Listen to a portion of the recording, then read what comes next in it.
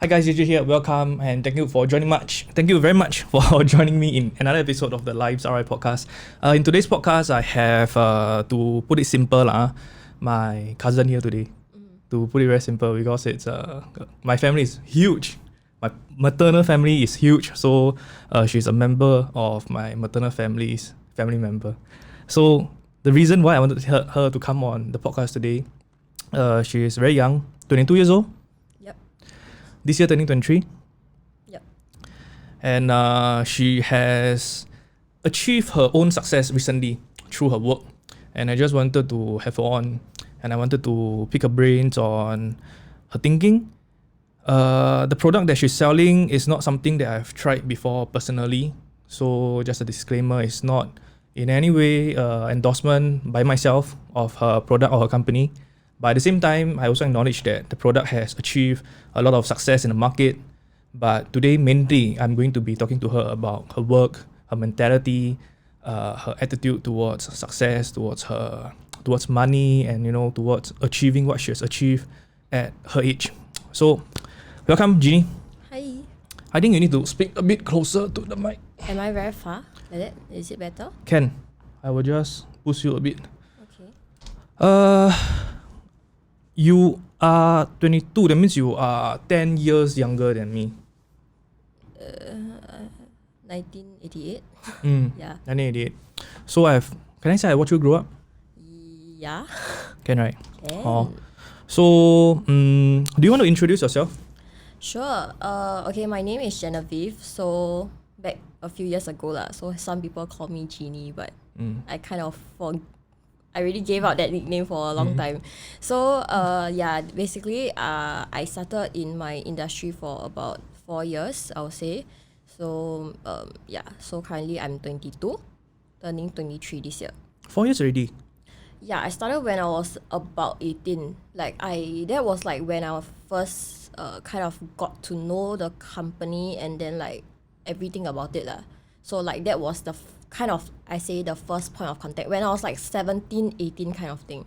Yeah, so just nice my brother actually like asked me to help him to do some ad hoc stuff So at that point of time, that was my first time being in touch with the company. So from there, I actually started my entire, I would say, my career.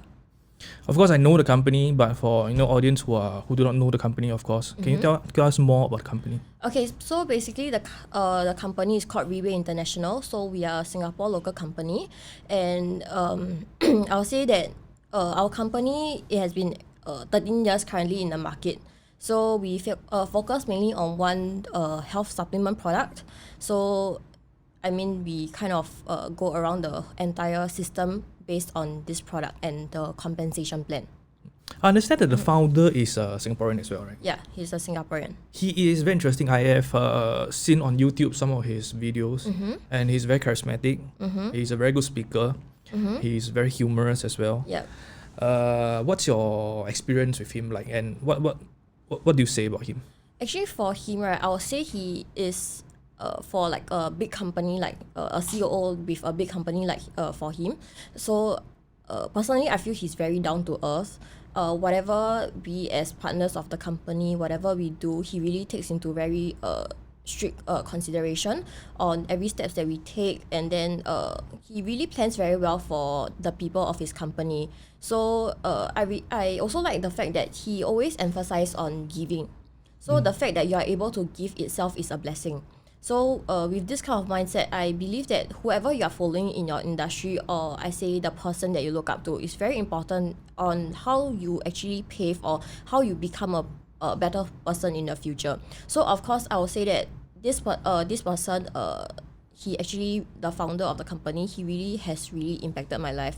So I'll say about 3 years ago, I actually attended this training that was conducted by him.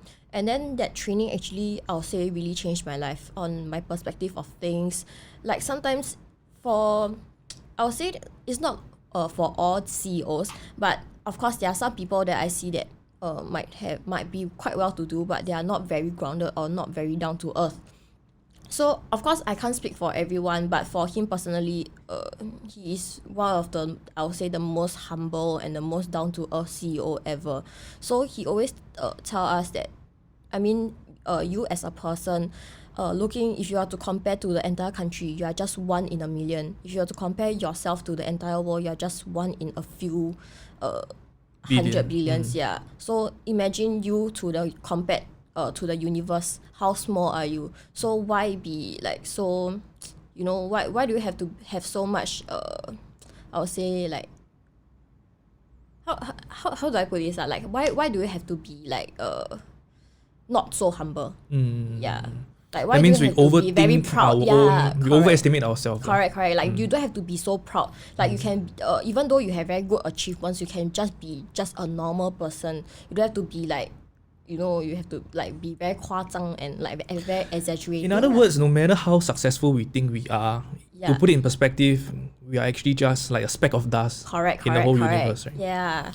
How many people does he overlook now in Riway, the company? The entire, if I talk about the entire company, it's over millions of people. But of course, as a That's CEO, including the overseas Yeah. associates, right? Correct. So like, I mean, talking about the entire group of distributors, of course he cannot reach every single one of them. So currently, I will say that we have about 500 to 1,000 top leaders in the company.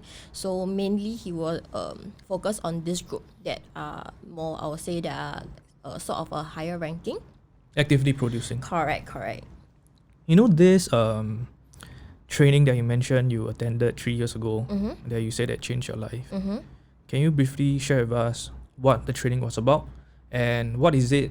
What something that he said that impacted your thinking and outlook towards life? Okay, because the entire training, right, was about 3 days. So during that training, right, we are a class of about 30 to 40 people. So during that training, right, we are not supposed to talk to anybody. We had a lot of very different exercises. So that training itself, I would say, usually we have a lot of our own thinking. Like, sometimes we don't even listen to others, or like very small things. Like, actually, if you were to become a better person, you have to really start reflecting on yourself. So being disciplined itself is very important. So like the scenario, we have about 30 to 40 people, but you're not supposed to talk to anybody. Itself is a discipline. It's a kind of discipline. So of course, in the industry, in order for you to become I would say successful, discipline itself is very, very important. So from there, I think this is one of the I would say the greatest takeaway.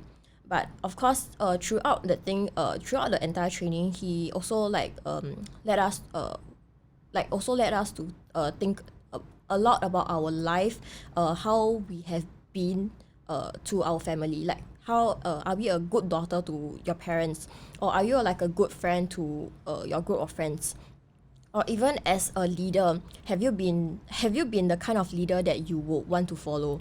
Yeah, so he basically really like kind of reset your whole your whole characteristic, and your like really make you think deep into your life. So I feel that thing, usually you won't really go and reflect, or you will probably reflect just a little bit.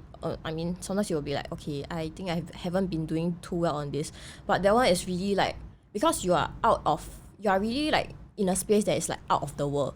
Suddenly, like, you come into a very different environment in this 3 days, and then the people around you are suddenly like, they are really so motivated, and then you can see that their changes. Even some of the leaders, they are really like dad, maybe grandpa. Why are they in that kind of training, or even trying to reset their life even at an old age? So another thing is, he started to like ask us to count down the number of days you have. So at that point of time, it really kind of broke down a lot of people. So for example, if they were to live to 70 years old, so from your current age to 70, how many days do you have left? So thinking about this, many people, they might only have a few hundred days left. So if you think about it, it starts to kind of fear you, and then you'll start thinking about your life. What are the things that you really need to do before you go, or like what kind of legacy would you like to leave for like your child, your grandchild, and even your family members, which is the most important thing. So yeah. So as a 18, 19-year-old that time, you know, sitting in this 3 days course, can you still remember what was your thought at that time when, of course, you know, he talked about how are you treating your parents, how are you treating your friends? What was your thought at that time? At that point of time, I would say because when I was 18, 19, of course, of course when you are young, you don't really place so much focus on your family.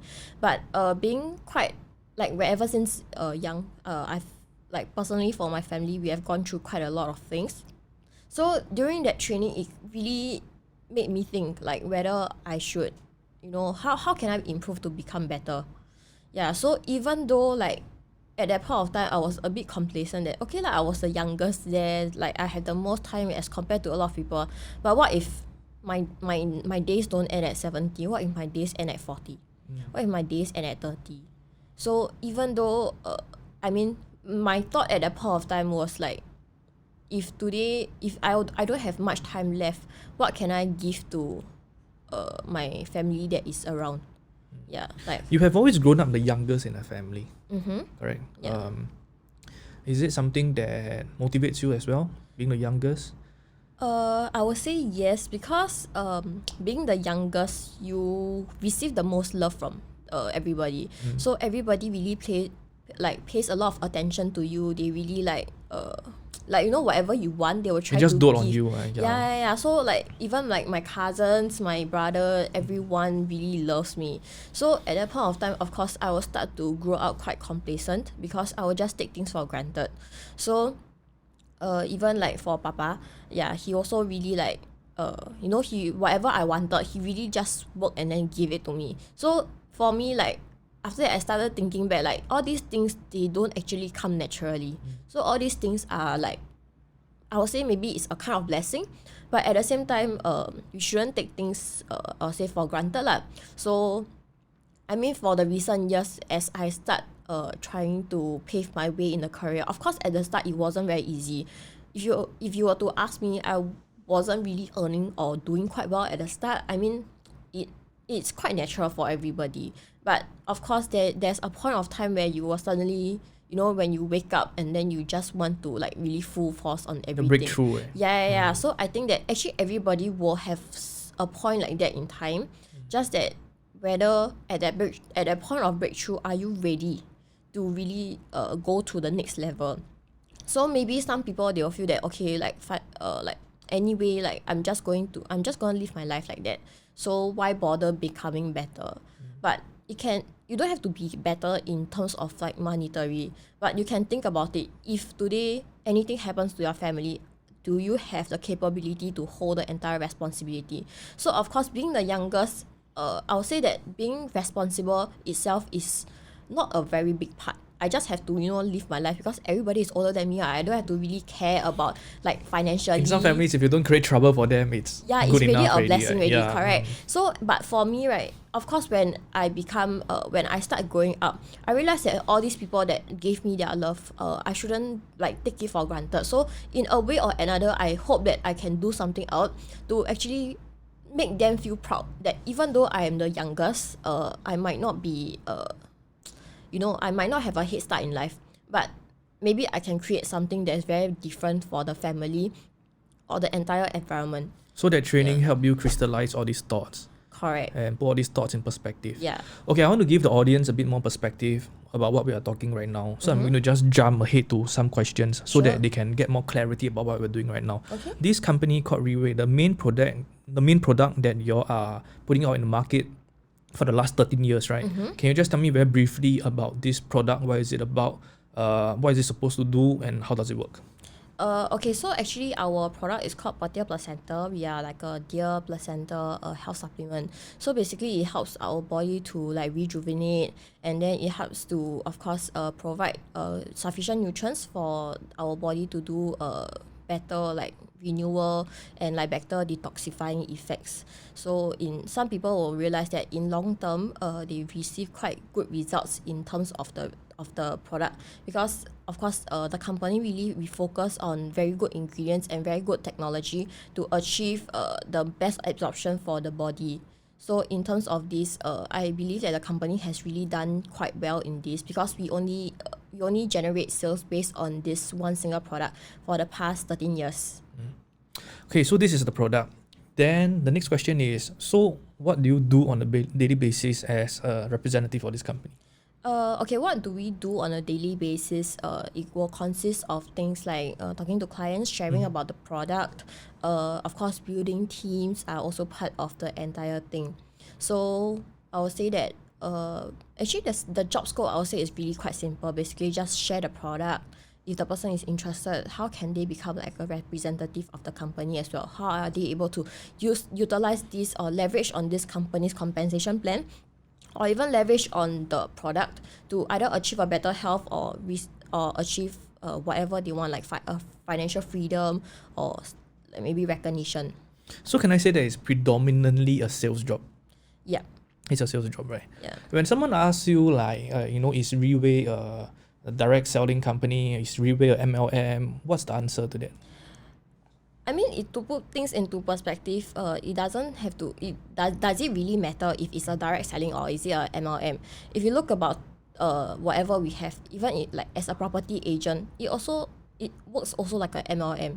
If like being like a car seller, it might consider as a direct selling. So this, I feel that is something that really a lot of people have a very strong misconception that MLM or direct selling, it will be a scam. Yeah, so personally, of course, for me, based on what people say back about 4 years back, of course, to me, it's the same thing. But I was very realistic in the sense that if it earns me money, okay. But at that point of time until now, I've seen the company grow. The amount of things that they have given is not just monetary wise. So if you talk about Riway, is it a direct selling? I'll say yes. But is it the same as other direct selling companies? I'll say definitely not.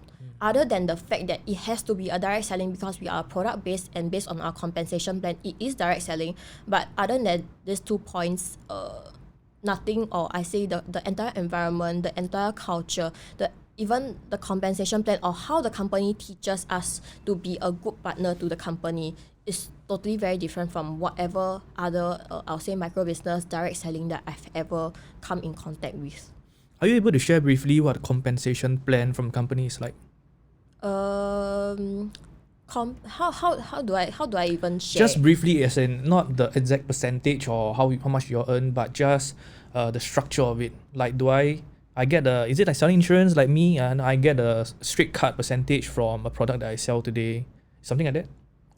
Okay, so we have 3 kinds of bonus systems. So each like example, if you refer somebody, then yes, you get a very strict cut of commission. So if example, So you refer someone to become a representative. correct, you get a percentage of commission. So as your team grows, so from there, based on the system, okay, based on the plan itself, there will also be other compensations. So even like if example you have a very good downline that is doing well. So basically for our compensation plan, we have to focus based on, it's like a binary system. So we based on like a left and a right. So it has if in order for you to really like make the best out of the plan, try to make both sides What's the left and the right? The left is my direct sales and the right is my both team.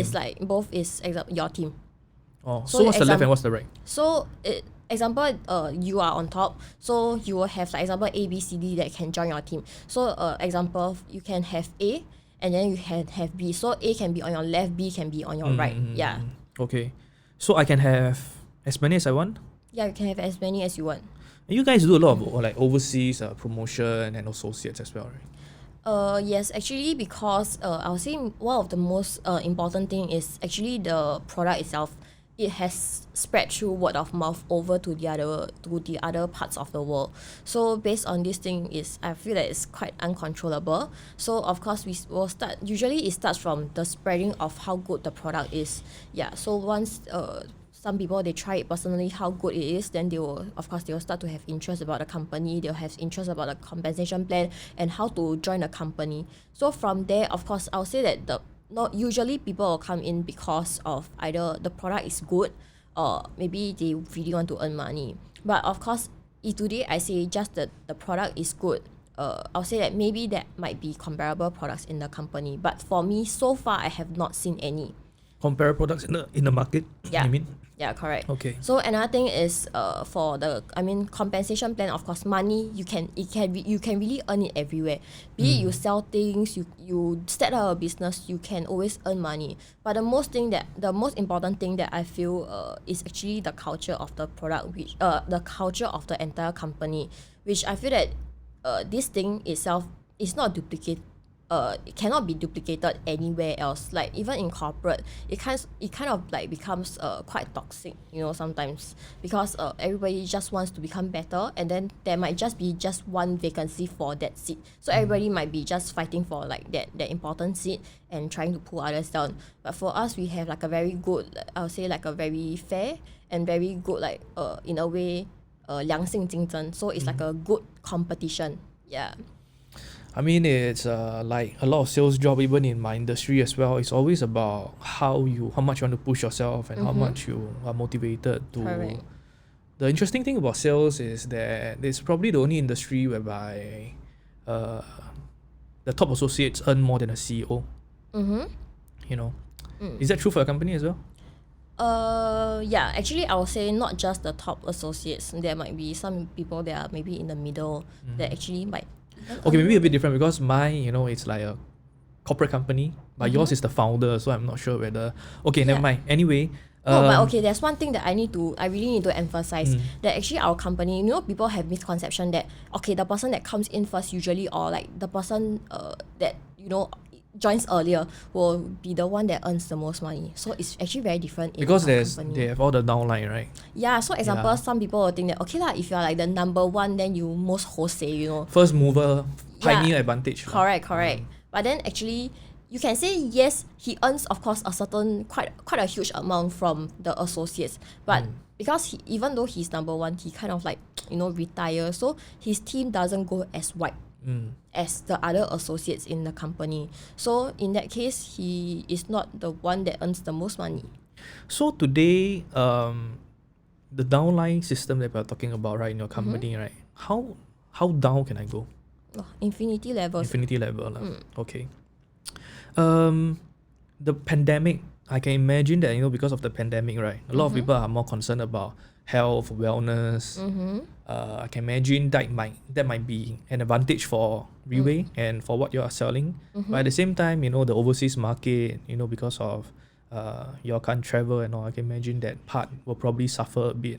How has the pandemic been like for you and your business?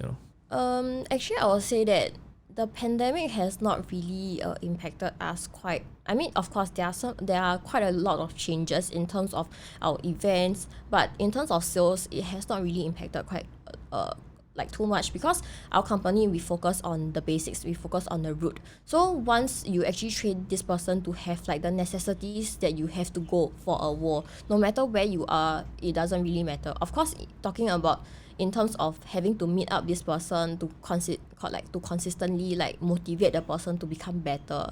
In this part, of course, we have really lost quite a lot of time in terms of like our point of contact. But of course, I mean, through the technology, we have like Zoom, we have WhatsApp, everything. It has really helped, I would say. So most of our overseas business partners, they are actually quite equipped with their basics. So of course, in their country, with complying with the local regulations and law, they are still doing quite well. But of course, sometimes they will start to like feel a bit quite, I would say, quite sad about the fact that we are not able to like mingle as much. We are not able to meet up as often. This kind of thing. But of course, because with the pandemic, in terms of sales, it has been quite a lot of increment, because people start to be afraid about like their immune system, like how bad is their immune system, and take serious control of their health. You guys are very popular in Malaysia as well, right? I would say yes, quite popular there. Coming back to the product, I know that it's not a cheap product. It can be financially, and from price point of view, it can be out of reach to some people. what do you say to people who criticize that product is very expensive and if it's a good product, why can't more people have access to the product? I mean, of course, yes, there's a lot of people that actually have this input for the price. But one thing is, for the price itself, it has not increased since 13 years ago. So with this thing, I feel that the company has really been very been really good at this thing itself. So I mean, talking inflation, 10 years or even 13 years ago, whatever example, $1,000, it might not be the same value as what it is right now. So Of course, the same conference room that you booked 13 years ago, and now to do your even events. the house you buy 13 years ago and what you buy now is very, very different already. Right? So eras change, but of course our price don't change. So with this, we try to make it as we try to make it accessible to everybody. So I mean, one thing is to really say that we cannot fulfill everybody's need. No matter if, example, I were to sell it like very cheap, I sell it $10. Not everybody will also buy. They will also ask, why is your product so cheap if it's so good? You get what I mean? So I feel that there's no way to really satisfy everybody's needs. If It's true, people don't buy the cheapest. Yeah. Like even like some of the if you were to go to MBS right now, anything you buy, I think most of the things that example, you were to buy a bag, it will be more expensive than our product.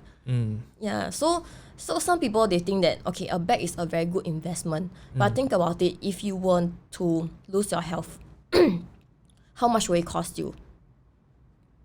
The breakthrough that you experienced in the last 3 years, 4 years, can you tell me a bit more about the breakthrough that you had? Actually, I would say that I haven't really breakthrough in the past 2 to 3. I mean, of course, the past 1 year has really been the breakthrough point. But prior to that, I feel like I have always been doing preparation. That means there is always Sharpening your sword. Correct. That means you don't know when the opportunity will come. Sometimes, even though you meet a lot of things, you kind of bang the walls a lot of time. You go into you kind of go into very demoralized mode a lot of time, but it's about how you pick up and how you continue if you were to set your goal. So if you have really set that this is the outcome that you want, then just continuously go for it. So it might not come very soon. Some people, they are too eager for success. They just want things to come in 1 year, 2 year. But of course, things don't turn out that way. Some people take 20 to 30 years. For myself, I think that 4 to 5 years itself, it is actually a very short period of time for me to, of course, get quite a good monthly income, or even being able to provide for my family itself. I think it's a blessing. So this thing, it doesn't have to, you don't have to really be so eager, because different people have different timing. Yeah. Even though you meet, maybe you would think that, okay, I want to be successful by the time I'm 30. But sometimes things don't go your way. So what you can do is only what is within your control. So go and think about what is within your control. Are you able to become a better person? Or what is it that you can go and sharpen up your sales skills, your building more rapport with your customers, your clients, or even your friends and family. So of course, you can take this time to continuously improve yourself. So I believe that everybody has a time when you are ready. I believe that God will give you the time. There's a saying in Chinese is 尽人事听天命, right? Yeah. So you do what you can within your control, Correct. then you leave the rest to God or your fate or your destiny. Correct. So did something happen within the last 1 year that turbocharged your success? I would say yes. Okay, basically, I think it started from the point that my dad passed on. So at that point of time, I was quite demoralized, because he did ask me for some money that he would like to go for a certain procedure in the hospital. But at that point of time, because I wasn't very, I mean, I could give the money to him, but it will be all of my savings. So I did say that I can give you maybe 80 to 90%, and then the other 10%, you just leave some for me to get through every day of course. So I think because of that, he also kind of we did have some conflict about this thing. So To me, I wouldn't blame him for that because I feel that it must not be my responsibility. But for me personally, I would like to take out that responsibility. But at that point of time, I did not have the capability to take up this responsibility. So it's really out of my control. Yeah. So at that point of time, I feel that, because of that, then he passed on. So with that, it has become one of the biggest regret in my life. So even until today, I feel that maybe at that point of time I could have done a lot more things. But if time were to go back, I would say there's still nothing much that I can do other than giving the money to him. So he was terminally ill? He wasn't. Actually, it was like a very quick, I would say it was a very quick time because he wasn't feeling very well. He just went to the hospital, and then the doctor told him that he had to go for some heart, heart. It's not really bypass, yeah. So it's like heart, procedure, okay. some heart procedure. So at that point of time, I think it cost about like 10 to 20,000 in between, somewhere there lah. So at that point of time, then I just really kind of started my entire career, and then started having a little bit of money, and then having to pay for the bills in my family. So at that point of time, I couldn't give him 100% because. So it's when things started to pick up as well. Yeah, so after that situation, it has really demoralized me quite a lot. So of course with my mentors, with my entire work environment, they really they really gave me a lot of encouragement. And of course seeing how people actually, because I was in touch with the company about 4 years ago, looking at the speed of how people progressed 4 years ago and the speed of how people are progressing right now. It's really very scary. So at that point of time, you will also start wanting to at least follow the crowd. So at least when you follow the crowd, you wouldn't fall too much back, at the back lah. So at that point of time, I just feel like okay, then it's really time for me to start doing something, changing my life to become better. At this point of time, if I were to do this, I mean I can just go ahead and try. Even if I fail, there's nothing for me to lose really, because I'm already in the industry. What can I lose? Yeah. I want to put a bit of what you just said into context, because I think some people watching this might get a bit of misunderstanding after hearing what you said about your dad. Your dad and your mom divorced very long ago, right? Yeah, they separated. They separated since when you were a very young age, and you have always been cared for by your mom. Yeah. Am I right to say? Can I say that your dad is not in the picture during your growing up years? I would say yeah, kind of. How often do you see him? Actually, I don't really see him that often. Just that when I started earning money after I graduated, I went to see him more often. And that's also the time you gave him money because you want to. Yeah. Of course, when I meet him, lah. So when I meet him, I will definitely give him some money to get by with life and stuff like that. Are you his only child? I don't think so. Okay. Yeah. So the rest of the children, I mean, it's not your sole responsibility, right? Yeah, I mean, I don't even know them lah. So. Yep. Okay. So since that incident, which you have a lot of regrets, and it will probably cause you, a lot of regrets for the rest of your life, then you started to have this mentality that you have nothing to lose, right? And since you're already in, may as well work hard. Correct. And you achieved a lot of success in the last 1 year. And you recently bought a nice car for yourself. Yeah. Can you tell me a bit more about the buying process? Why a Maserati? Firstly, I wouldn't consider myself quite successful lah. I mean, in terms of the company, I mean, actually, I think basically the CEO cannot even see where I am today. Okay, let's not compare yourself within the company, but let's put Maybe in perspective of my within peers, your peers yeah. and your age group. Of course, I mean, in that case, some people, of course, see me doing quite well. I wouldn't deny. So, of course, at that point of time when I started having some savings, I always wanted to invest in a car. So, at that point of time, there were a few brands that were in my topics of context, in consideration. So at that point of time, I was looking like a Mercedes or like a BMW or like Audi. So I was looking at around those kind of That kind of range. that range, like that category. Yeah. So I was thinking lah. Basically, it's like just for myself. I was thinking like, if today I were to join somebody around this age, what kind of car would this person drive that make me want to join this person, or really like make me feel like, wow, this person. So that's the primary motivation? Actually no lah. It's just that the primary is, of course, I wanted to get a car. So on top of that, I feel that okay lah, I just might as well utilize it to the maximum potential. Using the least amount of money to get the greatest results lah. In a sales company, in insurance, I can relate fully well to that, right? Whereby we always want to follow someone who's successful. And unfortunately, in our society today, success is often still gauged by our more monetary achievements. So people look at car you drive, where do you stay, they look at address, they look at the things you wear. Do you think it's healthy for sales to be that kind of nature?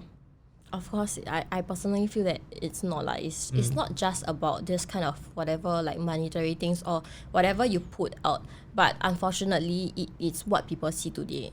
So in that case, to me like usually I will try to put things of what people want to see, but of course there are some things that I keep it very personal, that I don't show it to anyone as well. So like some people might even think like, okay lah, since you're doing quite well, why don't you go and do like be a volunteer? Why don't you donate and stuff like that? So for things like that, I do it personally, but I don't have to like put it out. Out to the I don't have to put it out on my Instagram. Like I go and help this person, then I must post. Yeah. So for me, I don't think that is very necessary. Of course, people will start. I mean, that's the first thing that people have to compare right now. So I don't know if it's like just of course, like I feel like even as Chinese, right, our parents will start comparing. I mean, for me lah, my mom don't really compare me, but of course I've heard from a lot of my friends like, your parents will start comparing you with like 别人家的孩子比较厉害, like their exam scores are better. So I think like this kind of mindset has really been like implanted ever since we are young. We have to become better, so we have to compare with other people to become better. So of course, in that sense, you have to drive a bigger car as compared to other people, or you have to have a bigger house as compared to others. Because everything is relative. Everything 什么东西都是比出来的. Correct. There's no better if there's no worse. Correct. And there's no good if there's no bad. There's no success if there's no failure. Correct.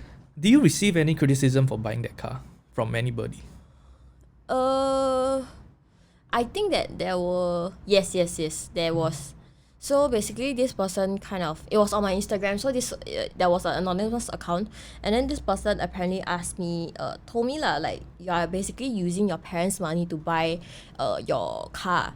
So I was like, to me it doesn't. That's a lot of people's impression lah. When someone young is correct. But to me it doesn't matter, because if you know me personally, you know how my family background is. You know how, if today I'm using my family's money, okay, I would rather stay in a condo than buy a car and stay in a HDB. Am I right? So this person apparently told me like, oh, you are staying in a HDB but you drive a Maserati. Of course like, at my age, I still cannot, because I'm self-employed, so I cannot like go and buy like a private property just yet. So the time hasn't come. So might as well I just try to invest on something that might even help me lah.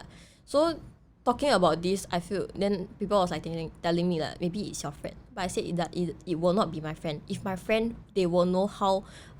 At least they will have like a kind of concept about how my family is. So that's the only one. I would say that was the only one, or maybe there are some people that just kept quiet about it. Yeah, just kept quiet about it lah. All these postings on social media that you do, of course, coming from a sales background, I also understand that sometimes it is what it is. We need to show people that there is a certain potential in the work that we do, and we need to show people that if you are willing to step out of your 9 to 5 or so-called your comfort zone, perhaps there's a lot more that you can achieve. And of course, one of the best way to showcase all these achievements or this potential today is social media. Yeah. Have ever people said that you are too flashy on social media? People don't tell it to me personally. People don't dare to say it in the face one. Correct. Nowadays people are just like very like like keyboard warriors. So I mean, of course, I feel that it doesn't. I mean, being flashy, it might just turn someone's life around. Like if today just by me being flashy, if I can make another person have the same success as me, why not?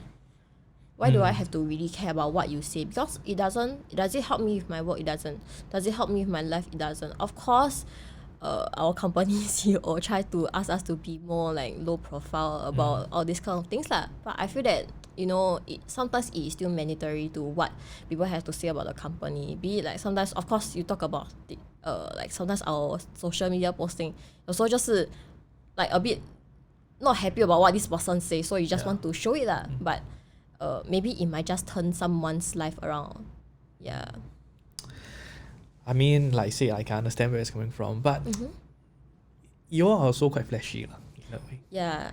So like the Rolls Royces and but okay, anyway, so do you feel misunderstood sometimes in this whole journey, or especially within the last 1 year? I would say for misunderstood, yeah. Because I don't like to do a lot of explanation for things. Even as like okay, some people will think that we are very flashy about like our Rolls Royce, our Bentley, and all the cars that we have in the company. But then all these are people's lifestyle. It's their choice. Correct. If they can afford it, it's their choice. If you like, even now on social media, if you were to just post a nice car of someone else, it might just go viral. So like this kind of thing sometimes is out of control. Yeah. What about the people closest to you? Actually not really lah, because I think they kind of. So you feel you have stayed the same despite the additional money that you're earning? Alright. I mean, because really there isn't much to show off. Even if I were to drive a nice car, most of my family really feel very proud of me. So on top of that, I can bring them in the right lah. So at that point of time, they will just feel that okay, like it's quite a good one lah. I think they are also very proud that how much I have gone through right now. So how do you stay grounded? Okay, I can imagine that because me being in insurance, I've of course seen young people who have come into sales, done well for themselves, and they.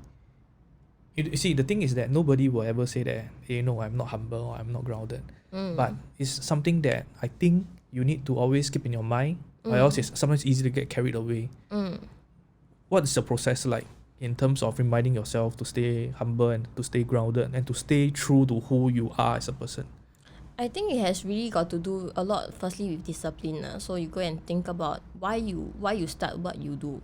Yeah, and on top of that, I think really like thinking about more things really helps to just go and analyze like the different situations that are around you. So of course firstly the company's environment it really keeps everybody very grounded. Like most of our environment, so most of them are millionaires or even billionaires. So being in a company like that, but you see everyone, even though they might have a Rolls Royce, but then they are willing to share their Rolls Royce with someone else. Like like example, if you were to see a Rolls Royce, you might just want to have a seat in the car.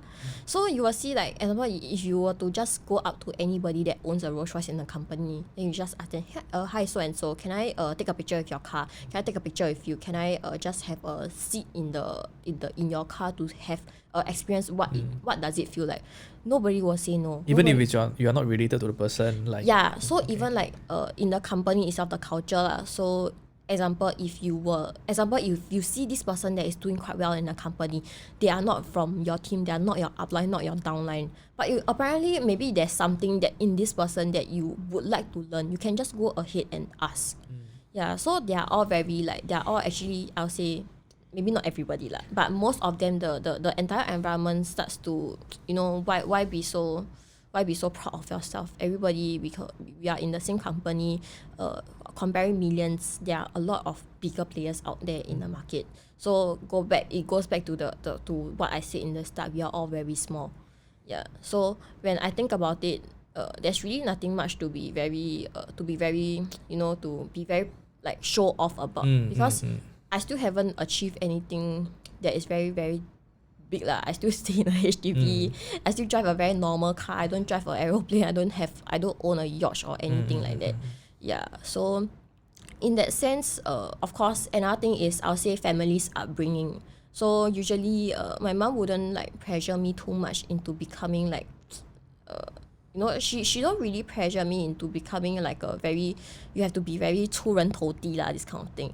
But she just wants us to be happy and to, of course, be the best at what we are able to do. So of course, when we think about it, when we go back to, I'll say the family, even in our family, our principles, I think I have been brought up in an environment like that. Like even my cousins, my uncle, everyone is very, they live very grounded.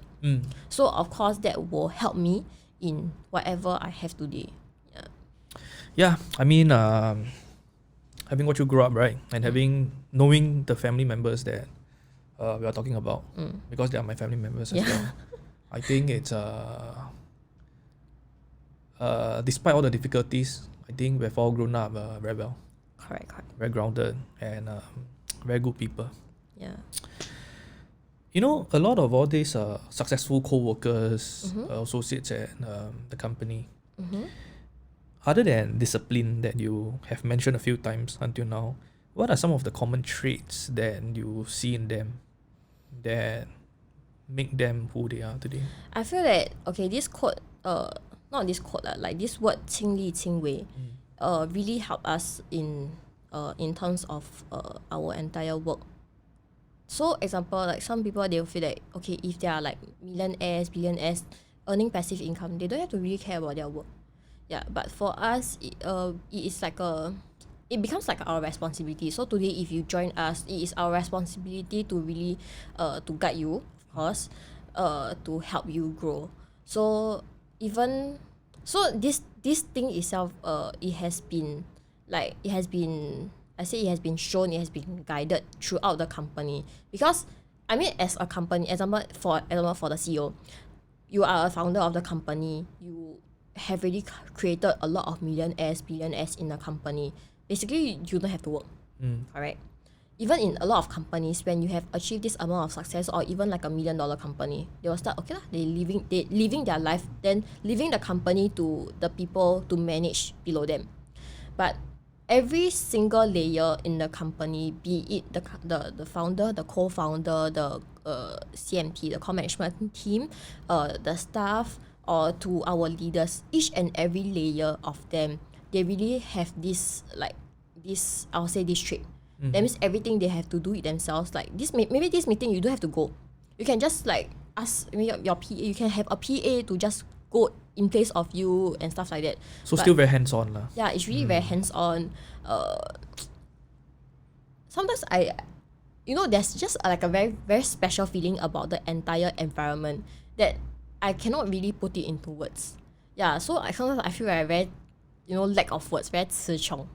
Yeah, in terms of this. So I think, okay, let me try. Maybe it's like, everybody work very hard for money initially, right? Correct. But the contradicting thing is that after they have earned the money, when they don't need the money anymore, but they are still staying. They are still not just staying, but they are still pushing very, very hard. Correct. So it's a bit like the initial 养家活口, the job versus the mission, right? Correct. So a lot of them, they have seen a bigger mission behind their work. Yeah. Can you share with me maybe just one particular person? You don't have to name the person. Just one particular person in the company that you admire a lot. And what are some of the things or habits that he has that you admire a lot about him or her? Okay, I would say that one of the person that I really look up to is actually the company's co-founder. Very contradicting lah, because even though she is managing the company, they started off being in other companies before even setting up this company. So even like her as a co-founder, she really like start sharing. There was like this. Is she the spouse of the? No, she's not. Okay. Yeah, so she actually I was quite lucky that I actually had an opportunity to go on to actually like kind of like met up with her like through an event. So I had like a 5 minutes talk with her. So she also like she started like a similar background to me, in terms that she started in the direct selling trade when she was around 18 to 21 also. So I went up to like ask her, being such a young age, at that point it was also about 2 years ago. So at that point of time, I asked her, what are some of the things that help you achieve to become like a top leader in that company, like about 20 years ago. So she said that one of the things is actually be even though you are younger than them, how you are able to earn or receive the respect from people that are older. So you have to go and think about what are the value that you are able to provide to this kind of people to make them to make them like 顺从你服从你, like they are willing to listen to you. 心服口服. Correct, yeah. So what's the advice? What's in terms of? Like you mentioned you talked to her about this, right? Yeah, so actually so she said this is important. Yeah, she said this is very important. Then of course preparation work itself is also very important. So I mean, of course sometimes they won't put words very straight to you. It's more like they will tell you some words and you really have to go and explore yourself, because once you are able to go to that level, you will start understanding what they are what they are referring to and why they are saying that, or even doing a certain action that to normal people you will feel that nobody will do that.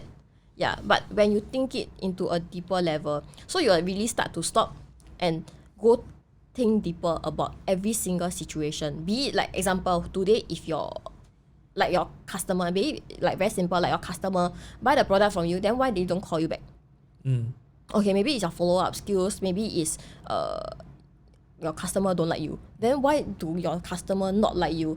Is it 你跟他讲话的时候 you look very fierce, you maybe you don't offended the smile. customer. Yeah, or you said things that, like example, that they are not happy about, or you indirectly like feel that maybe they feel that 你很像 shoot 到他们这样. Yeah, It's a lot of people's skills lah. Correct. So it's about like a lot of like really brushing out your very basic things, like being a person, individual, 自己做人, like how kind of like how to be like how to really brush out every part of what you are, like holistically, in all aspect of your 待人处事, how to become better at everything, right? Yeah, so like even like sometimes when you talk to your parents, then you will be a bit like okay lah, I know already lah, but you don't have to put it like that. So sometimes they will feel a bit like bad in terms like wow, I'm just trying to remind you of this thing, then why do you have to like reply me so impatiently? And I think this is something that a lot of people start doing. They start to get used to it, and then they start to take this for granted. So they start to take their parents for granted. So you start to think deeper. Okay, you start taking your parents for granted. How long can they live? So before they leave, would you, if example this is the last time you're going to see them, is this how you want your last time to be? Then you'll start thinking about like these different layers lah. So similarly, being like building a team, like when this person starts joining you, how can you help this person? How can you add value to this person? How do you judge this person in terms of their traits and characteristics? What are their strength and what is their weakness? How do you help their strength to maintain and become better, and how to help like have their weakness be from being really weak to at least average. How to polish them lah. Correct. It's like so a like piece of talking jam about like this, right? Like wow, I feel that personally for one of my leaders, so he's called David. So he is actually turning 60. So basically he can be somebody that is he is actually a grandpa. David Yo, huh? Yeah, correct. So he's actually a grandpa. So he's illiterate. He cannot speak English. He cannot read. But why? I mean, you have really achieved a certain success in the company. Why do you have to continuously go and learn and share and even go and learn English? This thing when you're already a millionaire. So he's learning English. He knows how to speak kind of broken English. Like, so now he can give like a simple presentation in English lah. He can give quite a chim presentation in English. But last time cannot. Cannot at all. He Totally can't even read. Yeah. He only know how to write his Chinese name. Also, he can't write Chinese characters. And Cannot. He can also. Yeah, so he really cannot write. You know, his example, for example, he is going to give a talk. So the talk will definitely have like a title. So of course you have to write out the context, so you know what to cover, like the pointers that you are going to cover in that. The outline of the presentation. But if you were to look at his script, right, it consists of very cute things. Like example, leaders. Chinese 叫领导人. So he will just like draw a zero. He will draw like the Chinese word 刀, and then I think he draw like a knife. Then he will write the word 人. So it will consist this kind of context. Only he will understand. Yeah, really Very he will cute understand. Okay. Yeah. Then everybody will be, oh, look at his script, right? Nobody can understand what, but he can really like, of course, portray it very well, I'll say. So this is something I really respect. Even though you are like, my dad's like can be my dad already, then you are still like there, still trying to learn, still trying to improve yourself, learning different languages. Despite you're like a millionaire, you still try to become better. What was his background? Last time, what did he do? Okay, so basically he is diabetic. So he was in point of contact of the product because of his diabetes. But of course, prior to that, he was a businessman selling clocks and clocks, watches, and handphones lah. So he was a businessman lah. Yeah, like a traditional businessman. Yeah. So what's your advice to young people who feel like they are lost, they haven't found what they want to do, they want to achieve success, but just now earlier you talked about patience, right? Has anyone approached you? Young people? Yeah. I'm sure within the company people approach you as well. Be within a company or your friends? I'll say that friends, in terms of my friends, right, a lot of them they are still studying. So I feel that they might not have a lot of concept about money, how hard it is to earn money. Because for myself personally, I started working when I was 15 in like part-time jobs and stuff like that. So for me, I know that I'm in a position where I cannot really not have money. You get what I mean? So as compared to a lot of my peers, their family, not that they are very, very wealthy financially, but I'll say it's good to go from day to day. So in terms of that, most of them I believe they are still in uni, okay, still like just doing part-time jobs. So it might not have like a period or like a certain situation that hit them that they really want to become successful, or why do have to be so eager to become successful. Most people do not understand money as a survival concept. Correct. You know what I mean, right? Correct. So they will think that okay, my bank account got like 1K, then I can just spend like $900. I save up $100. Then only maybe at the point of time when they start having a boyfriend, then they want to BTO. Then they will start to, I don't have money. Or when they start to having kids, then they will feel that suddenly like 钱不够用, not enough to get by day to day. So what do you tell them when they ask you for advice? When they ask me for what's the most common question people come and ask you about? Can I join you? Can I like what do you do basically? What do you do? Yeah, what do you do? Then like how can I become like you? Yeah, but I mean personally I cannot say for the society out there, because I mean within my part-time jobs, I know that it's very hard to climb the corporate ladder, which is why I really jumped out to do like a sales job. But in terms of that, whatever I can speak from my experiences are just based on my experience in this company. So if today you are looking, of course, if you are looking for an opportunity, you want to become like me, of course, I can only teach you if you are in my company lah. But of course, speaking from like a corporate point of view, how can I be like a top insurance agent, or how can I be like a top how can I even promote in becoming a manager in the next 1 to 2 years? This kind of I really cannot give advice. But broadly speaking, okay, sorry, you continue first. But I think the general rule of thumb is really to just do the best that is within your control, and then of course, I feel that you sometimes we kind of we get complacent because we have a job. Okay lah, I just do whatever is it's like whatever I can or like I have to do. But not doing what is extra of what people ask of you. So only when you start learning, going the extra mile, people will start seeing your effort, and then of course in that case you will stand a higher opportunity or a higher chance to stand out more as compared to people. So I feel that personally trying to outstand is also a very important rule. Taking responsibility for Taking your own responsibility, success and your own development. Correct. Right? Broadly speaking, there are some people who always say that, sales is not for me. Mm-hmm. It's not what I'm good at. I can't do it. I can't do sales.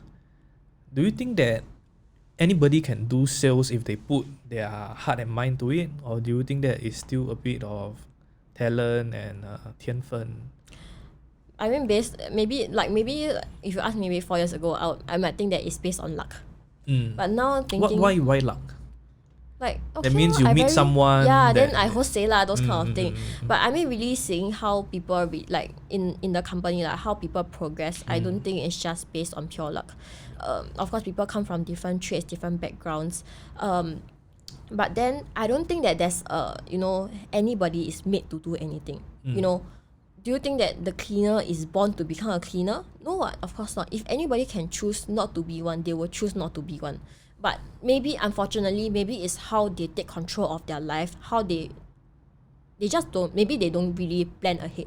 So I think that planning ahead, taking control of your life is also, our thing is like something primary lah. So that means anybody can excel in sales? Yeah, I feel that I think anybody can do quite well in sales. Maybe you are not the top salesperson, but you 不是. Yeah. I mean, in terms of sales, like, because really nobody is made to do it like anything. If you ask me, I also don't like to do sales. But no choice, what? When you start not having money, then do you have the choice to, example, if you were to, maybe you are to go into an admin job. Suddenly your boss tells you that, okay, you have to go and sell these 10 items for me. If not, you are not able to get your bonus, something like that. I don't know. You still have to just suck it up and go and do it, right? Yep. Yeah. So do you think that it's not considered sales? That's still considered sales, what? Just that sometimes people just very 死板, I also recognize that sometimes people are they feel insecure about the commission-based job. Correct. Because of course, when, especially if they are mid-career, they have a family to support, they feel like, you see, we always know that in sales, there are very, very few people who come in and become the number one guy, right? A lot of people, the reality is that they have to struggle through a learning process, a learning curve before they get to where they are. Yeah. And the biggest question for people in sales, in property, in insurance, in like a company is, can you survive through that learning period or not? Correct. Before you figure out what. And I also recognize that that's where joining someone, a good mentor, is very, very important. Because that organization and that mentor can help you reduce that learning curve. Correct. So I mean, okay, like personally, right, for us, we don't do it full time yet. So you have like a transitional phase, or I mean, even if you were not to do our side what I hustle am doing, you can just go and look for any other part-time jobs. But maybe you work from like a 9 to 5. There might be the extra 1 to 2 hours that you can give up, not watching movie, not like doing something else, something out of context, to just earn an extra 1 to 2K every day. Yeah, so to me, like, that is actually something that I really sacrifice as well. So like a lot of people, they will tell me like, okay lah, wow, you do quite well lah, it's all very worth it. But let me ask you, if today you are in my position of what? I gave up all of my social circles in terms of my friends. Like, I'm somebody that I really love to play mahjong. Yeah, but when you start playing, you'll be that 4-5 hours gone. Then if you were to do it once a week, how much time would that even take up? I mean, you play to the late night, then the next day you sleep late, you are not at your best. I mean, it's not just it's not just like sleeping late. Maybe you just sacrifice your sleep. So you're just talking about like 5 hours a week, and there's like 25 hours a month. Yeah, and I mean, the amount of time can go into something else. Correct. Like even I just say just 5 hours a week, or even like 5 hours a month. There might be something else that you can even go out and do with these 5 hours. You can really fully utilize it. So a lot of people, they are, okay, I go and meet my friend, I go and do this, I go and do that. Yes, maybe meeting your friend is important, but is your friend more important or your career more important? Yeah, it sounds very realistic lah, but to me, I think, this thing has really like, every time I go through like the temptation, I really want to go and meet my friend. But then when I go and think about, I go and meet already, still got like 3 to 5 hours gone. Then sometimes I'll go and think like even more like worse, does it help my sales or not? Then it doesn't want. So can I use this thing? Because I will think about it. If example today I become like a millionaire, I will have the time to go and meet my friends, correct? I really have the luxury to go and meet my friends. But now thinking about it, do I have the time to waste? I don't. I rather start building my career right now, and then I relax in the future, as compared to I relax now, then I start to work hard in the future. Everybody will have to go through these 2 points that they have to choose. Whether you start early and then you suffer early, or you suffer for the entire of your life. So it's how you start making decision, or how you start planning your life ahead. Even though sometimes you will feel that, okay, I'm 30, I'm 40, I have a family, I have commitments. But being in your situation right now, what can you do to make it better? I think that is very important. Even though you have kids, you have commitment, how would you like to leave something down for your kids? How would you like your kids to grow up? Or how can you teach your kids? This kind of things, it all starts with yourself, how you show. Yeah, so whatever you do, then they will start copying lah. So similarly, it's like Your work ethics lah. Correct. So I feel like this one will definitely reflect in your family, because being in work, example, you were to bring somebody new in the industry, it's like bring a kid, like a baby from nothing to something. Blank piece of paper. Correct. Right? So similarly, I feel that whatever the kind of mentality or the kind of attitude that you have for your work will directly or indirectly reflect in your family. Yeah. So if you are quite responsible in your work, more or less you will be quite responsible as a dad, as a husband, and other aspects or even as a friend. So starting to improve like small things like that will really change everything around. It's true. You are who you are no matter what you do. Correct. I mean, some people feel that I can. People don't understand. I mean, it's like if you are good at your work, more likely than not, if you're responsible at your work, more likely than not, you're responsible towards your family. Correct. And you're responsible towards all the things that you are doing. So, at the end of the day now, do you sometimes feel surprised or with your own transformation over the last 1 year? Sometimes I'll be quite surprised lah. If I were to say no, 讲真的, it's really I'm just lying basically. Would you even imagine that you will be able to sit down here opposite me to talk about what you have talked about in the last 1 hour, like 2 years ago, 3 years ago?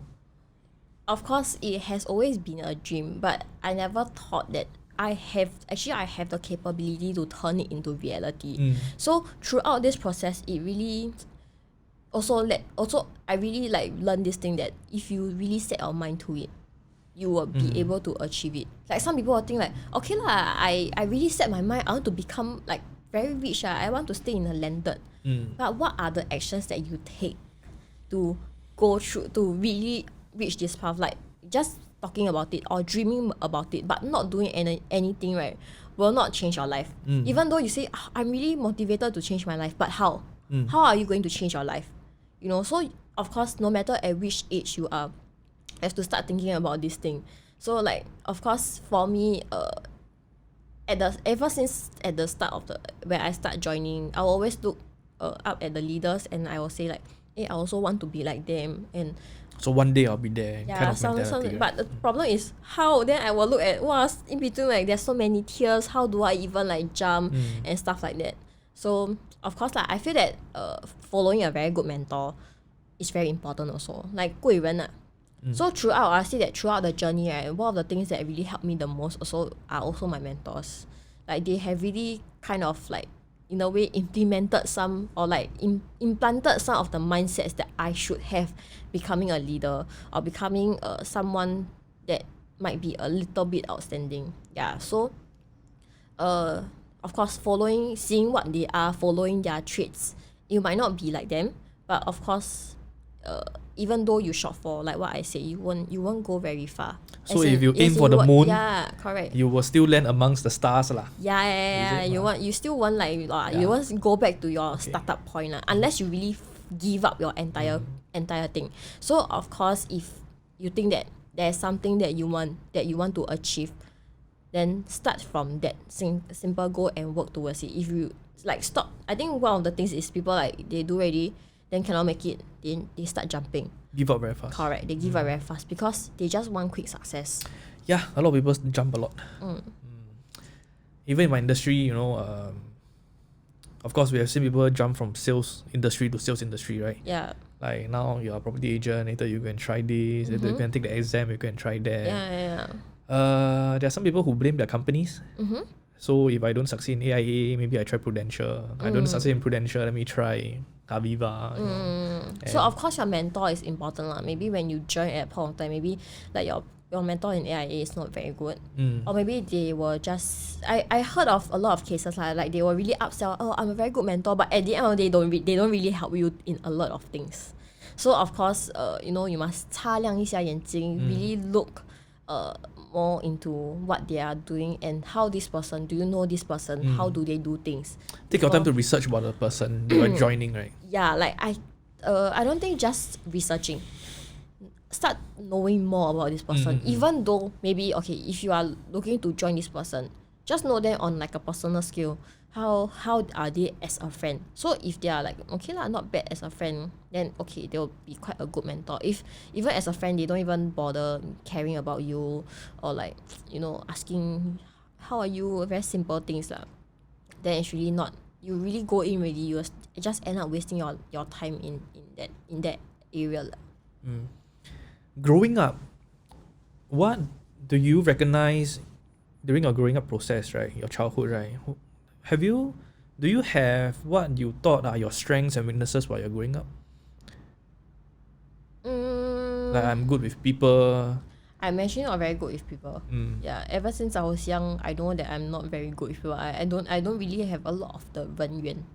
Yeah, but I know that one thing is I like to I know I like to excel.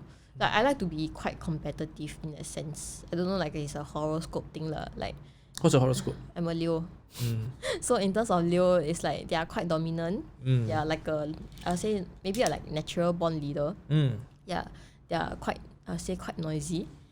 Yeah, they are quite proud lah in the sense. I think they care for their family a lot as well. Yeah, very actually, correct. Leos very are tribal. Yeah, in a way. So I think that like sometimes 狮子座, right? Correct, 狮子座. So like being quite proud like sometimes you will just king want of the to, jungle kind of mentality. you will want to excel, to even like just let people 服你咯. So you have always had this competitive streak in you lah. Yeah, but then sadly, like ever since when I was young, I wasn't the best one that do well lah. So I mean, in terms of like this kind of failures, I understand how it feels like. I understand how it, like if you when you go to exam, you really want to put your heart and your mind to it, but sometimes it just doesn't help, you know. But maybe I was thinking, sometimes when I think back, I was like thinking, maybe if I write a song at that point of time, then I write all my context, maybe I can remember all the formula. I don't know lah, maybe it might help me back then. Like this kind of funny things lah. But sadly, I don't excel in studies. Academic success is not something you are. Yeah, so I mean, I still believe that it is important to have your basics of academics. Yeah, so I mean, not saying that okay lah, if you want to do something, then just give up your studies. Don't. You still have to have your basics, you know, at least have a diploma, have a UD cert, then come out. Of course, you will have a slight advantage. Sometimes, like, I feel that last time when I just give up POA, I hate POA. Sometimes, then now I realize, sometimes it's useful, right? Yeah, but of course, not everything is very useful, but you might pick up it here and there, you know. Of course, your basics, your English, your Chinese. I realize a lot of Singaporeans cannot speak Mandarin. So, you know, talking about business opportunities, a lot of them are Chinese speaking. So, based on just this thing, I think that there's a lot of things to improve already. Yeah, people don't understand that speaking Mandarin is very important. It is, and yeah, I feel quite guilty that I can't really speak my dialect, so I'm just trying to like pick it up.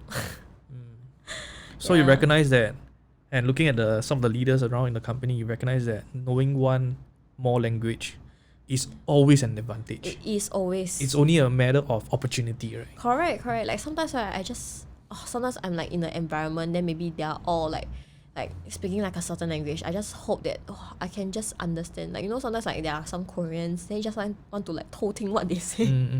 Then you just like, damn, like I tried to pick up Korean, but I failed to. Then why did I fail to? You know, so I just, of course, then I'll start going back to, of course, I just see what are the most important languages that, or the dialects that I would like to pick up.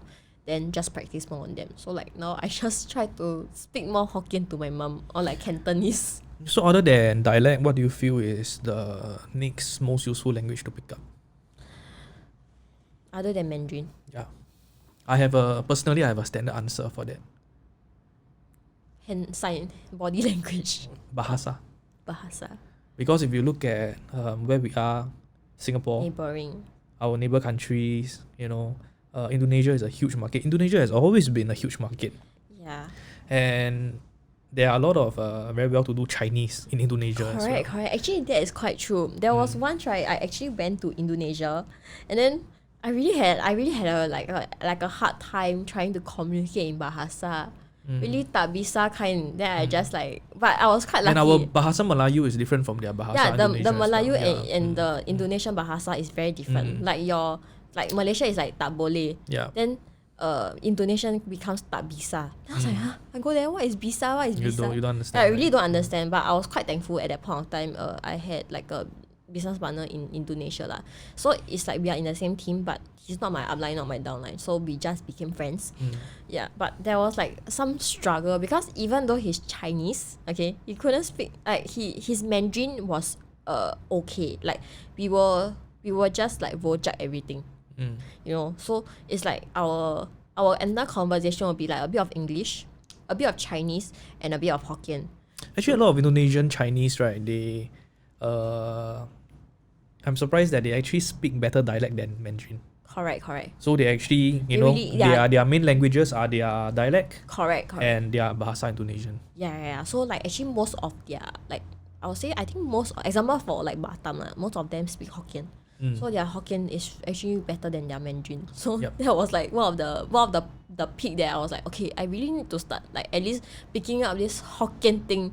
So firstly, like at least, you know, another maybe market in the future, that you can access, right? Yeah, but I also feel that because you know, going back to your roots, I mean, my mom is a Hokkien, of course my dad is a Cantonese. So I will when I was young, I'm quite guilty of this. When I was young, I know how to speak Cantonese, but as I grow up, I really forgot about it. And then thinking about it back right now, I think that it is quite important that I pick it up. So, you know, at least I can just bring it down to my kids. If not, I realize even now, more and more people, they are forgetting their mother tongue. Yeah, so like more and more Chinese, they are starting to become very English spoken. Don't know how to read Chinese, don't know how to speak Chinese, like don't know how to speak Mandarin. Then sometimes I'll be like, but you are Chinese, like you are Mandarin. Then how? Then what about your kids? You know, we cannot just be like, you know, English, like, you know, English centered. Then, you know, we will forget about everything about it lah. People need to understand that the advantage of Singapore and Singaporeans has always been our bilingualism. Yeah. So we shouldn't lose that edge lah, I feel. Yeah. How do you describe your relationship with your mum? I would say like we are quite like sisters. We are just like friends, I would say. So in terms of respect, I still, of course, I give my due respect to her.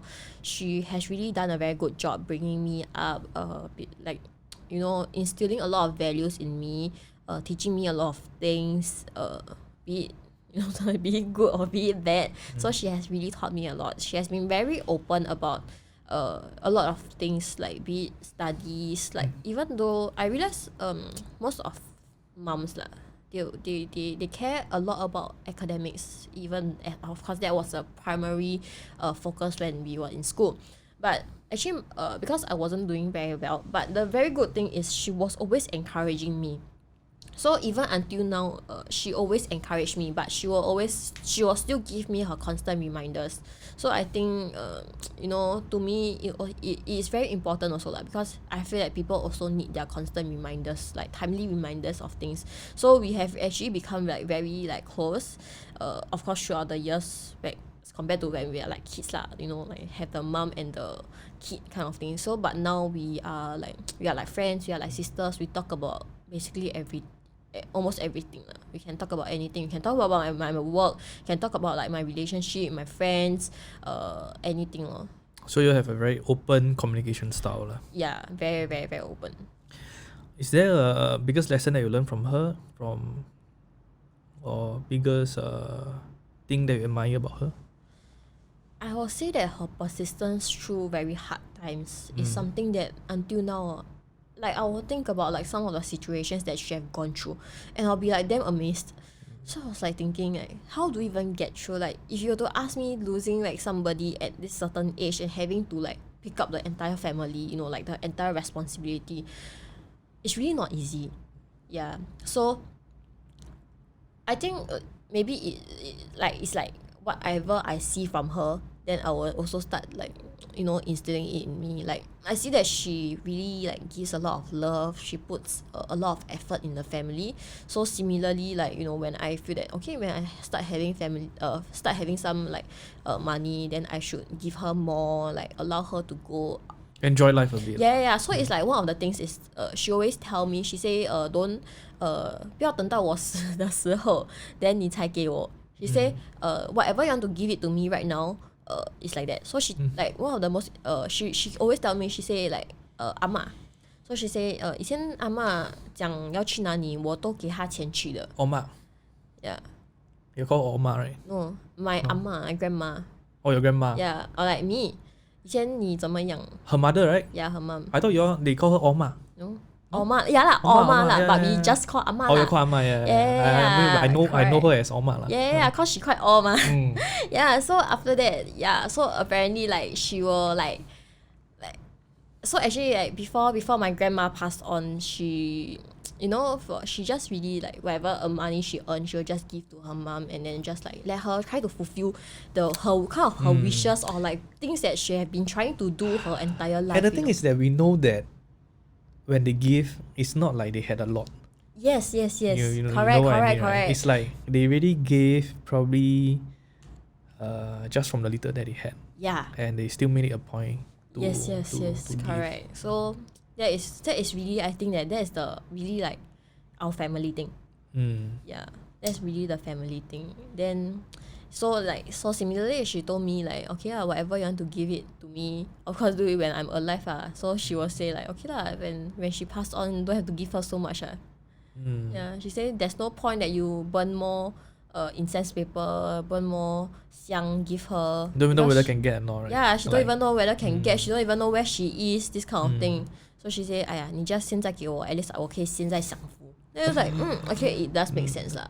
So yeah, I think it's very important to spend more time with your family. You know, trying with what is within your means to give it to someone else, and you know, being able to give itself is really a blessing. So like what she is like what she did, even though she had very little to give, or very little that she had, she's still willing to share it with her family, her sister, even her brothers, like her niece, her nephew. Yeah. What are some of the other people that you appreciate along this journey that you? I'll say like Papa really really has been through a lot. Yeah, correct. He has been through a lot. He has helped me a lot. I'll still try my best to give thanks whenever I can lah. So on top of that, also like my 大姐、二姐、三姐, they are also, you know, then like Iru, Koko, they are also like, they have really been doting me ever since I was very young. So being like, you're still the youngest. Yeah, I mean like so no lah, now that they have kids. 要忘记你的阿弟哥哥. Yeah, I mean Koko lah, 大哥哥啦. 大哥哥. Yeah, then so like they have really like, you know, even though when I was growing up, they just started their work. But sometimes we like really seeing their perseverance. Sometimes I will think like, how did they really excel in life? That I think also looking at how well they did. Like example, 大姐, like she has been the oldest, then she graduated with a diploma. Like even though she went to the work for quite some time, she still went to like take on a uni cert. Yeah, like, you know, despite actually you don't really have to go and like further your studies, but she did. Then like even like 二姐, she like she's like an auditor lah. So how did she even excel in her careers? Like seeing her like sometimes audit years like very stressed, this kind of thing. Then she can still undergo all these thing. Then even like Sanjie never really study, but she can become like a very outstanding nurse. So I think And the thing about Sanjie is she's so proud of her mission and her job. Then like Iru they're also So very really like they live for their dream, this kind of thing. So like also like you see Koko like very family oriented, then he also do quite well. So I think I think actually all of them actually instilled like unknowingly I believe having the environment starts instilling this kind of values in you. Yeah, so I mean, of course, even now maybe like some people right now, they do not have the opportunity to have a chance to grow up in a family like that. But I believe that even having your friends like that, having this kind of environment will help you. So if you might be able to see some of your friends that might excel and you would like to be better but you don't know where to start, I believe you can start with your friends. Creating like a better environment, everybody be like better in their work. Who you hang around with is like you're the average of your 5 friends lah. Very cliche, but sometimes I think it does kind of make sense. Yeah. I think it's fair to say that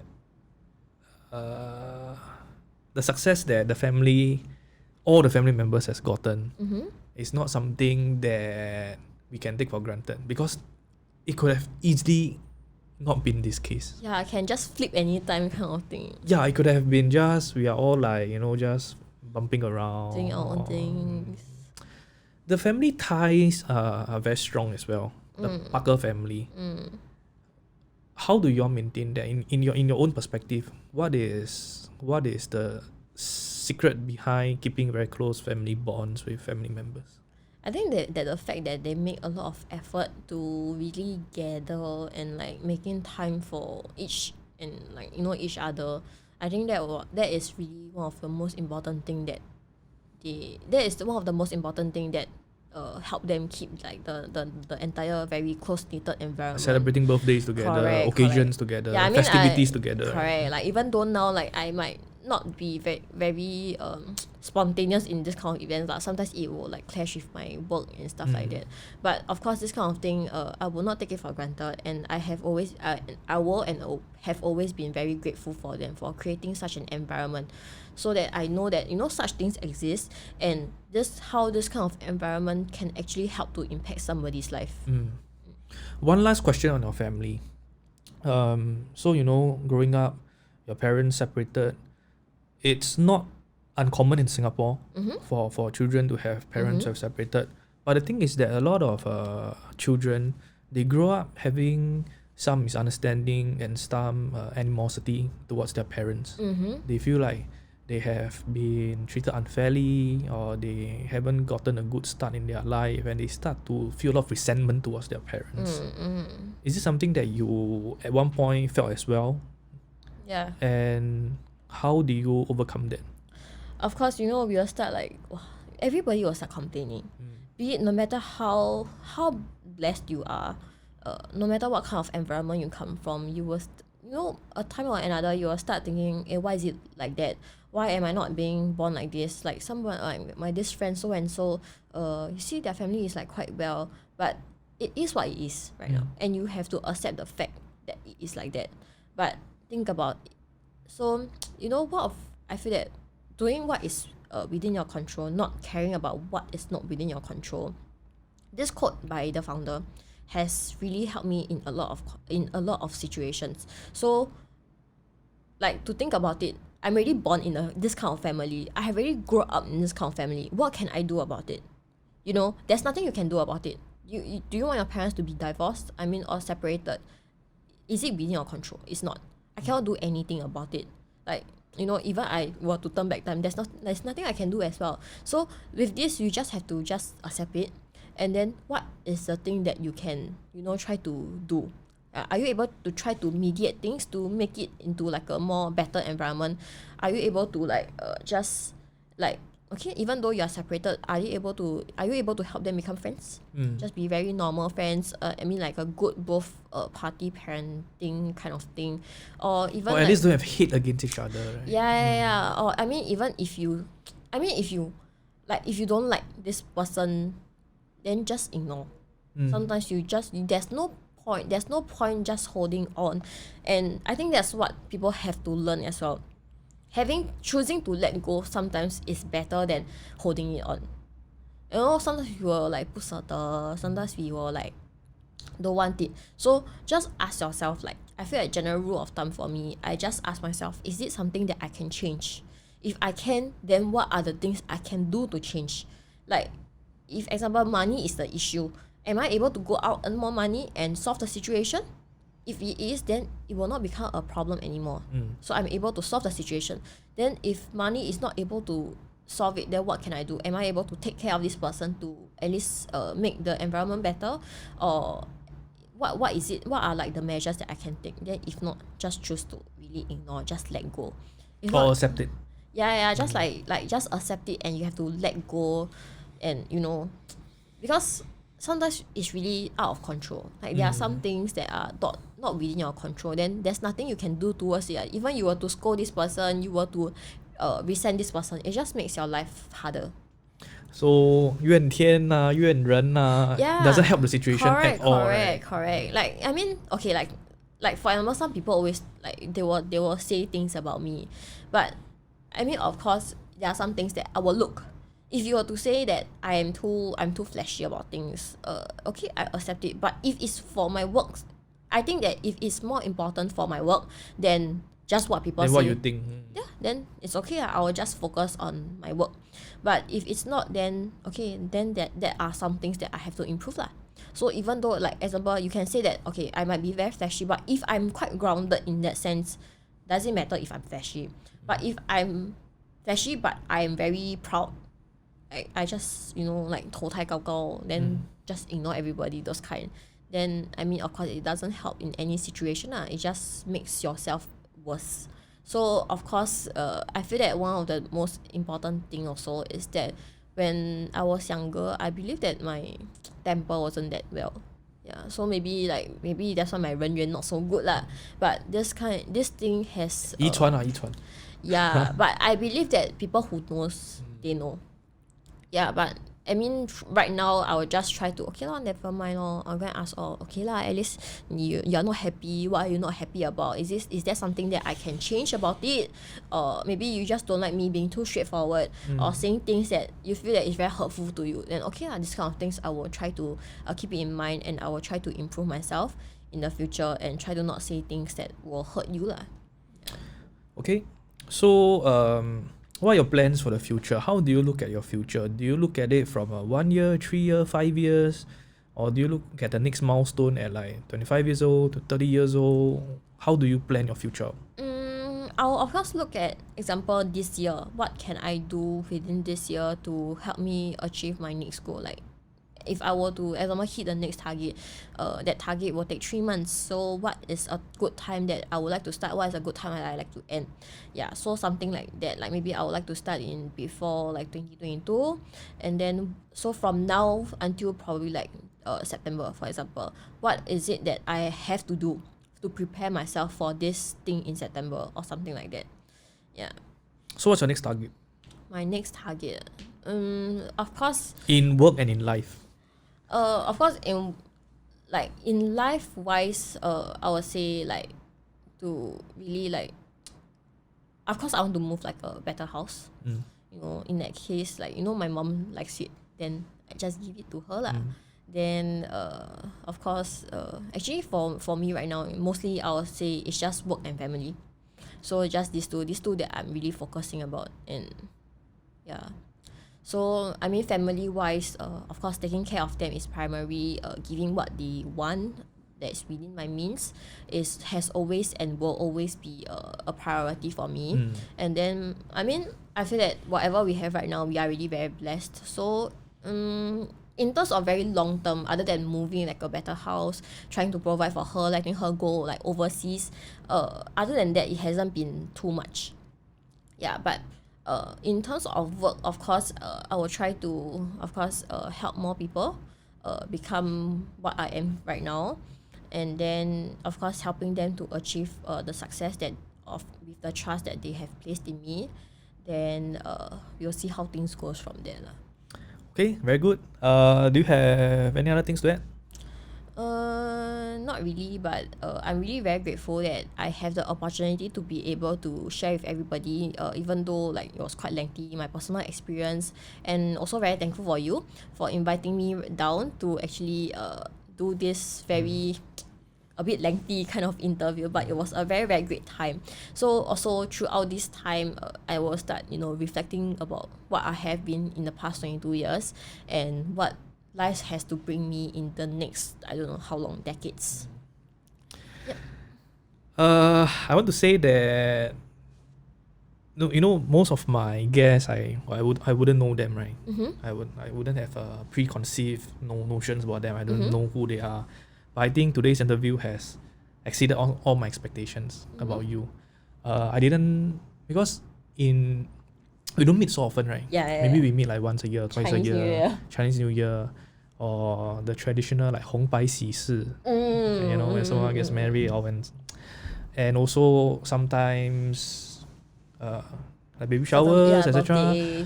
But I think that I've always known you as the Genie Meme, right? Because you have always been the youngest. Yeah. You've always been I have been pleasantly surprised by how mature you are today, how you articulated all your thoughts, and how you have transformed yourself. And the mindset, I think, is very important. A lot of people do not have a good mindset, and therefore they cannot get to where they want to be. At the same time, I think you have a good support network around you.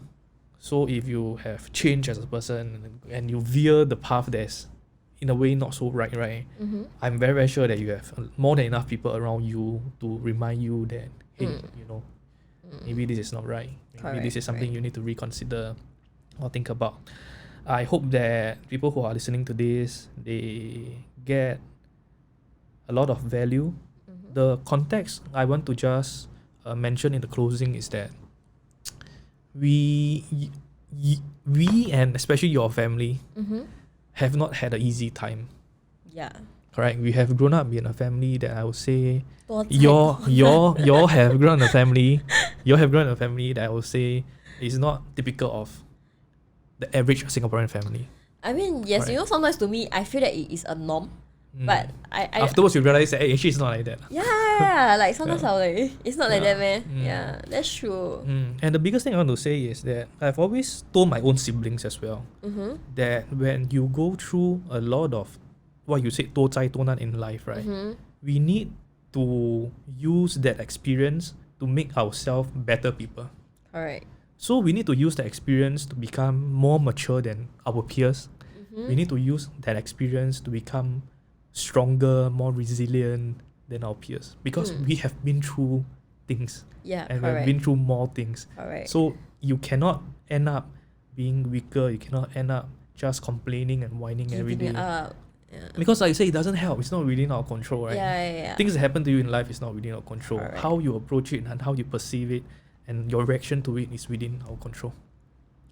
Okay, if not, one last thing. For people who are interested to follow you, can you tell them what's the best way to follow you?